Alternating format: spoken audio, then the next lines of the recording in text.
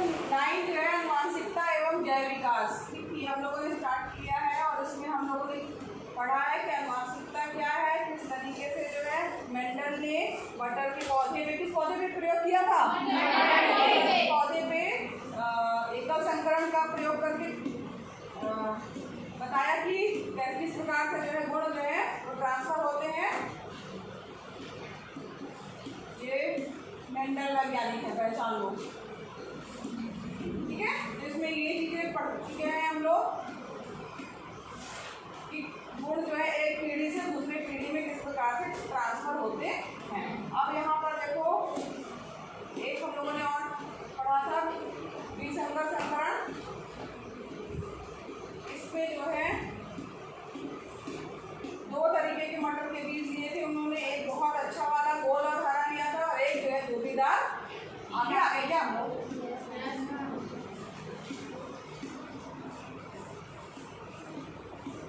नीचे ये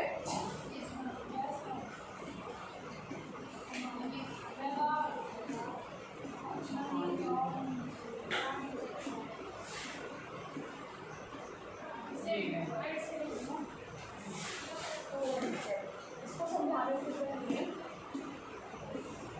हाँ आज हम पढ़ेंगे, इम्पोर्टेंट है ये, एग्जाम में पूछा जाता है लिंग निर्धारण के बारे में। किस प्रकार से निर्धारित होगा कि जो पैदा होने वाला बच्चा है उसका लिंग क्या है, लिंग मीन्स वो लड़का है या लड़की। तो यहाँ पर देखो किस तरीके से ये सिर्फ मनुष्यों के लिए नहीं, ये जो है जानवरों के लिए भी इसी तरीके से होता है। यहाँ पर कुछ ऐसे भी जीव होते हैं, ये अलग अलग, अगर मान लीजिए इसकी सीज है उनके लिए अलग अलग जो है वो प्रक्रिया होती है। कुछ पूर्ण रूप से पर्यावरण पर निर्भर करते हैं, यानी कि पर्यावरण पर निर्भर करता है कि उसका लिंग जो है वो क्या होगा। जैसे कि कुछ प्राणियों में, जैसे कुछ सरीसृप हैं, उसमें जो लिंग निर्धारण है वो जो निषेचित हुआ अंडा है, यानी इसको युग्मक कहा जाता है, उसके तापमान पर जो है उष्मायन तापमान पर निर्भर करता है कि नर होगा या मादा, जो बच्चा होगा वो नर होगा या मादा होगा। जैसे मान लीजिए घोंघा है तो वो एक ऐसा प्राणी है जो अपना लिंग कभी भी बदल सकता है, ऐसा नहीं कि जो पैदा हो गया वही होगा। घोंघा जो ऐसा जीव है जो अपना लिंग जो है वो बदल सकते हैं। और इसका मतलब ये आया निकल के कि लिंग निर्धारण जो है वो अनुवांशिक नहीं है, कुछ के लिए, कुछ प्राणियों के लिए। लेकिन अगर हम मनुष्यों की बात करें तो उसमें लिंग निर्धारण जो है वो अनुवांशिक आधार पर ही होता है। जनक जीवों से वंशानुगत जीन ही इस बात का निर्णय करते हैं कि जो बच्चा होगा वो लड़का होगा अथवा लड़की। तो यहाँ पर देखो जनरली आप देखते हैं कि कई घरों में बोला जाता है कि नहीं, अरे बहू की गलती है, और बहू को दोष दिया जाता है कि नहीं लड़की ही पैदा हो रही है और उसकी गलती है। वास्तव में ऐसा होता नहीं है। इसमें जो है गलती तो किसी की नहीं है, मगर जो निर्भर करता है कि लड़का होगा या लड़की, उसके लिए उत्तरदायी जो है वो पिता होता है। क्यों होता है? आप सभी को पता है कि मनुष्यों में गुणसूत्र होते हैं और गुणसूत्र जो होते हैं वो 46 होते हैं। 46 जो है मनुष्य में गुणसूत्र होते हैं जो कि पेयर के रूप में होते हैं, यानी जोड़े के रूप में होते हैं। तो जोड़े कितने हुए? 23 जोड़े, ठीक है। तो 23 जोड़े जो हुए इसमें से 22 जोड़े जो है वो लगभग, जोड़े का मतलब हुआ एक जैसे, ठीक है। तो 22 जोड़े तो एक जैसे होते हैं, पुरुष में भी और स्त्री में भी। लेकिन जो 23वां एक बचा हुआ है जो कि लिंग निर्धारण के लिए गुणसूत्र होता है वो अलग अलग होता है, लड़कों में अलग, लड़कियों में अलग। तो जो लड़के होते हैं उसमें X और Y 2 गुणसूत्र, मतलब 2 होते हैं कॉम्बिनेशन में, और जो लड़कियां होंगी उसमें क्या होता है, X ही होता है। और यहाँ पर जो Y होता है वो क्या होता है, छोटा गुणसूत्र होता है, कहा जाए अप्रभावी होता है, ठीक है। सॉरी, वाई जो होता है वो प्रभावी होता है, वाई जो होता है वो उत्तरदायी होता है लड़के के लिए, यानी कि प्रभावी गुणसूत्र क्या है, वाई। अगर एक भी वाई आया तो उसका मतलब है कि बच्चा जो पैदा होगा वो क्या होगा, लड़का पैदा होगा, ठीक है। अब यहाँ पर जैसे मान लीजिए, अब यहाँ एक चित्र आपको दिख रहा होगा, किसी नाम है क्या,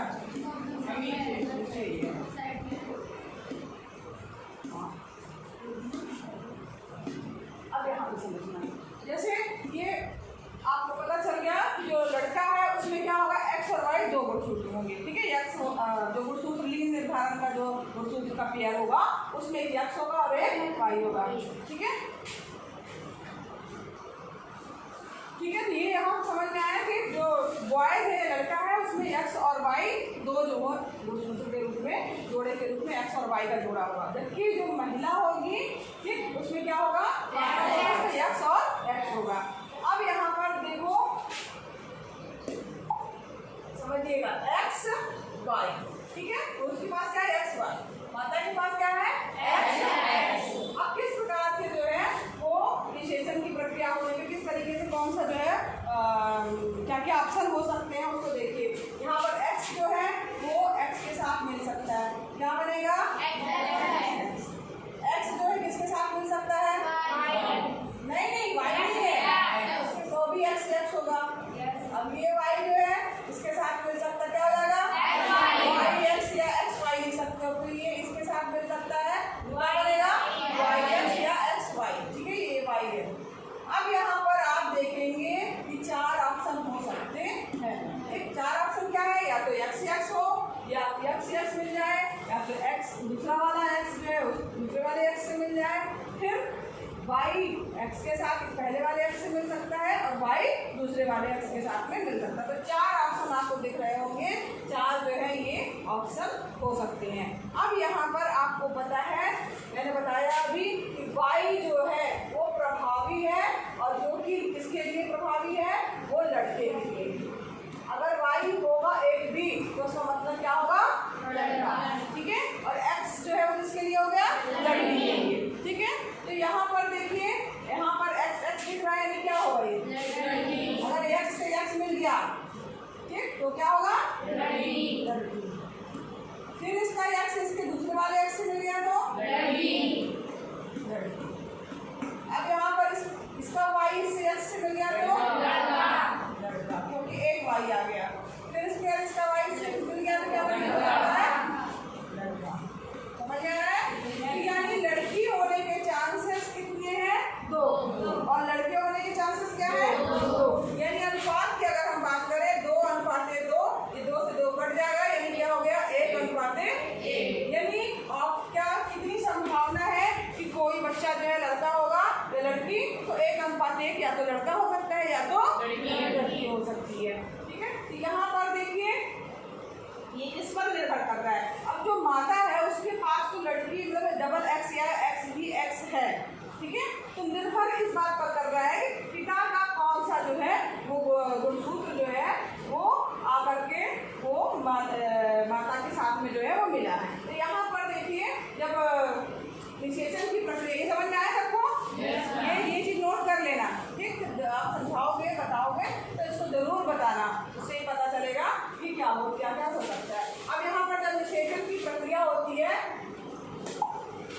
तो युग्मक जो नर होते हैं उनके युग्मक ढेर सारे जो है शुक्राणु जो है एक तरह से कहा जाए वो नर में क्या होते हैं शुक्राणु होते हैं, ठीक, और यहाँ पर मादा जो होती है उसमें अंडाणु होते हैं। तो शुक्राणु जब मादा के अंडाणु से मिलते हैं तब जो है वो जीव की उत्पत्ति होती है। तो यहाँ पर जो युग्मक होते हैं या शुक्राणु होते हैं उसमें दोनों ऑप्शन है, एक्स भी है वाई भी है, ढेर सारे लाखों की संख्या में अंडाणु में जाते हैं, लेकिन एक ही केवल निषेचन की प्रक्रिया जो है वो कर पाता है। तो वो माता के पास तो एक्स ही है, तो पुरुष का कौन सा वाला जो है एक्स गया है कि वाई निषेचित हुआ है, वो निर्भर करता वही डिसाइड करता है कि बच्चा जो है वो लड़का होगा या लड़की होगी। तो उसके लिए जिम्मेदार कौन हुआ पिता, है ना, पता चल गया।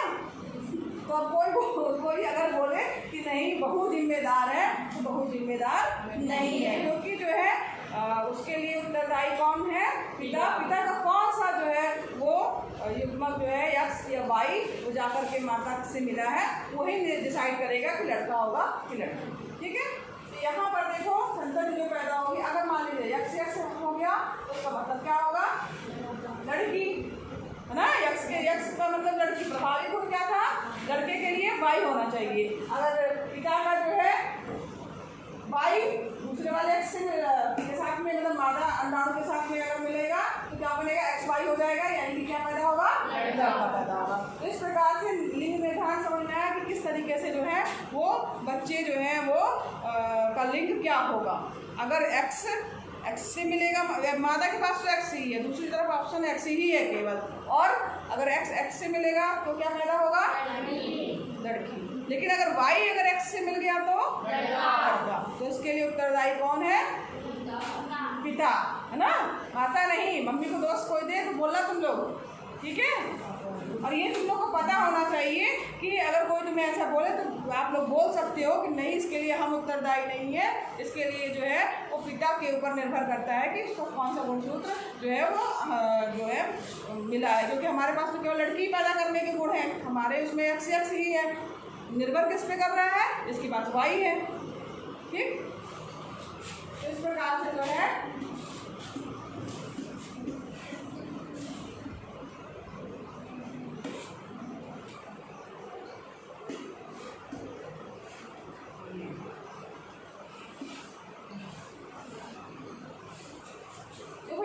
गया है कि जो आपके जोड़े होते हैं वो 22 जोड़े होते हैं, परंतु एक युग्म होता है जिसे लिंग निर्धारण या लिंग सूत्र कहा जाता है, वो जो है पूर्ण जोड़े में नहीं होता है। स्त्री में अलग होगा, स्त्री में तो पूर्ण होता है, सूत्र पूर्ण युग्म होता है, दोनों एक्स ही होते हैं। लेकिन पुरुष जो होते हैं उसमें क्या होता है, वो वाई भी होता है।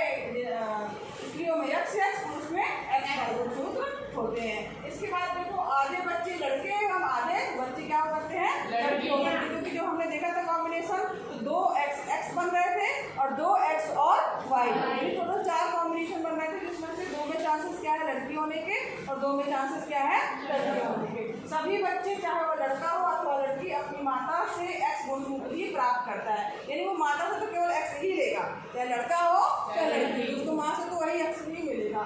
अतः बच्चे का लिंग निर्धारण इस बात पर निर्भर करता है कि उन्हें अपने पिता से किस प्रकार का गुणसूत्र प्राप्त हुआ। जिस बच्चे को अपने पिता से एक्स गुणसूत्र अगर मान लो मिल रहा है तो इसका मतलब वो क्या होगी, बेटी पैदा होगी। अगर मान लीजिए पिता से वाई का गुणसूत्र मिल रहा है तो इसका मतलब है कि क्या होगा, बेटा पैदा होगा। समझ में आया सबको, यही बात थी। और इस प्रकार ये आगे का जो है जितना भी जो है विकास, ये सब आपका कोर्स से हटा दिया गया है। तो इस चैप्टर में मेंडल का प्रयोग, चाहे वो एकल संकरण की बात हो या एक ही गुण के लिए संकरण किस प्रकार से होता है, और दूसरा क्या था वो द्विसंकर संकरण, जैसे कि जिसमें 2 गुणों को हम लेके चल रहे थे, एक में हरा गोल बीज था, दूसरा झुर्रीदार पीला बीज था। उसमें किस प्रकार से संकरण हो सकता है, उसमें किस तरीके से जो है गुण ट्रांसफर होंगे, कैसे कैसे बीज बन सकते हैं, वो इम्पोर्टेंट क्वेश्चन है। और तीसरा क्वेश्चन ये इम्पोर्टेंट है, क्या, लिंग निर्धारण, ठीक है। इस प्रकार से लिंग का निर्धारण होता है ये। और ये बाकी सारा जो है ये जितना भी आगे पूरे सारे टॉपिक जो है वो आपके कोर्स में से हटा दिए गए हैं, ठीक है। ये चैप्टर यहीं पर खत्म हुआ। इसके इम्पोर्टेंट क्वेश्चन भी बता दिए गए, कॉपी में आपको करने हैं, ठीक। चलिए।